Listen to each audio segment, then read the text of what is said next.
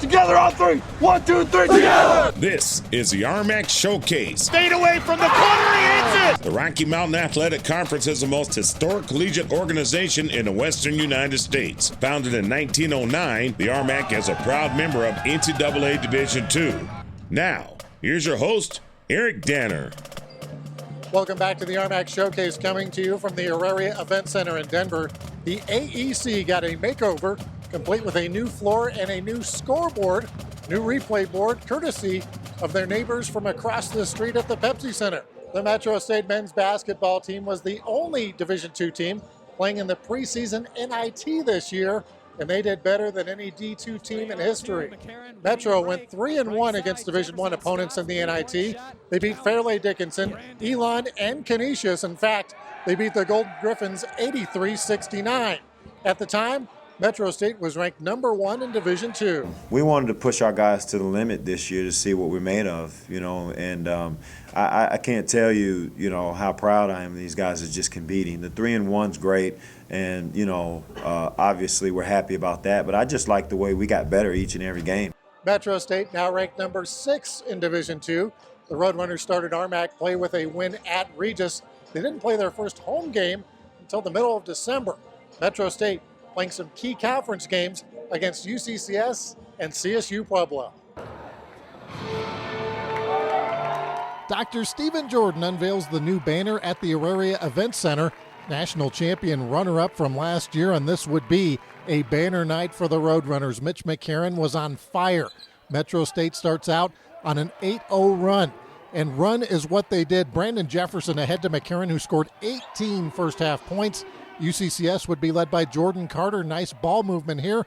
Ends in a three-point play for Carter, who scores 10 off the Mountain Lions bench in the first half. Metro leads 42-28 at the break. In the second half, Nick Kay in the low post gets it to go and the foul. Kay would score 12 in the second half. The Mountain Lions respond with Alex Walsh, the nice runner.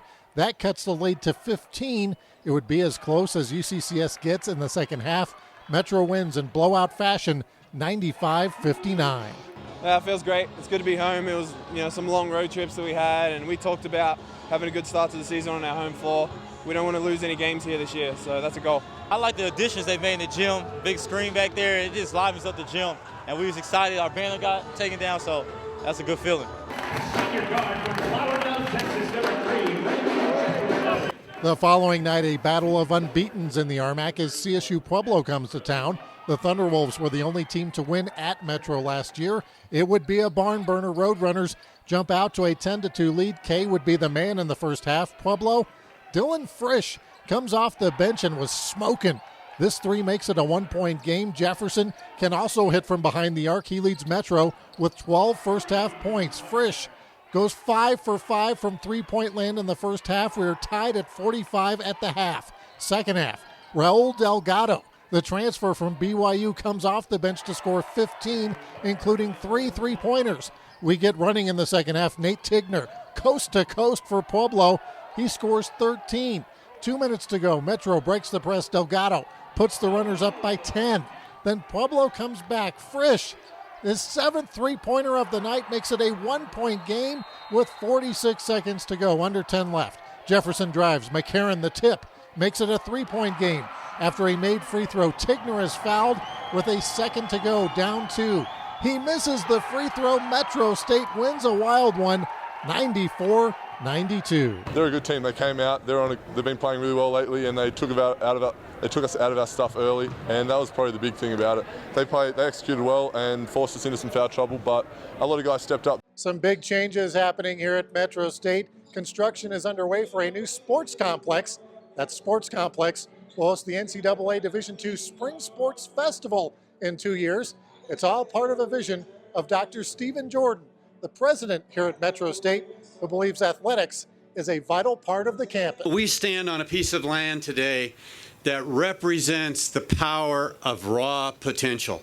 These 12 acres are the locus of an important dream for Metropolitan State University of Denver and this neighborhood. Dr. Stephen Jordan speaks at the groundbreaking of the Regency Athletic Complex at MSU Denver several months ago. It's a 12.5-acre complex that will be the home of 6 Metro State athletic teams, and in 2016, it will host the NCAA Division II Spring Sports Festival, the national championship site for men's and women's tennis and softball. We're really excited about it. I think, first of all, it's a chance to show our facilities and the quality of the RMAC to the rest of the country. Denver's a great city. I can't imagine a better place to have a sports festival with 800 athletes from around the country and all their supporters staying in downtown Denver. In addition, the men's and women's golf championships and women's lacrosse championships will be held in Denver, hosted by Metro State. I think you will see an exceptional program for a week long with 800 amazing athletes here. Dr. Jordan is the former head of the NCAA Division II President's Council. He believes athletics and events like the Sports Festival are very important to Denver and Metro State. It really is a rallying point and a point of pride for our university. I've been in a lot of places in my career in higher education. This is one of the very few places I've been where athletics are so broadly supported by everyone, from the faculty to the staff to the student body. Under Jordan's leadership, the enrollment at MSU Denver has jumped to more than 22,000 students, of which 97% are Colorado residents. We're predominantly kids from Colorado, which is, again, what a neat thing to have local kids be able to come to your university and to compete for national championships year after year after year. It's one of the great attributes, I think, of Division II and the RMAC. In the past few years, a fully operational hotel was built on campus and is the focal point for the hospitality program. In the not too distant future, when people sort of start talking about what are the 5 best programs in the country in hospitality, and they talk about Cornell and they talk about UNLV, Metro State will be one of those 5 institutions that they talk about. It's really been exciting to see the growth of that. Metro State also recently had a name change to Metropolitan State University of Denver. The brand is now MSU Denver. I think the population, the students obviously are very excited from the notion that they're graduating from a university. The future is indeed bright at Metro State. Still ahead on the showcase, the incredible transformation of a sprinter here at Metro State. Coming up next, women's basketball, Metro State with a tough early season test. Stay right there.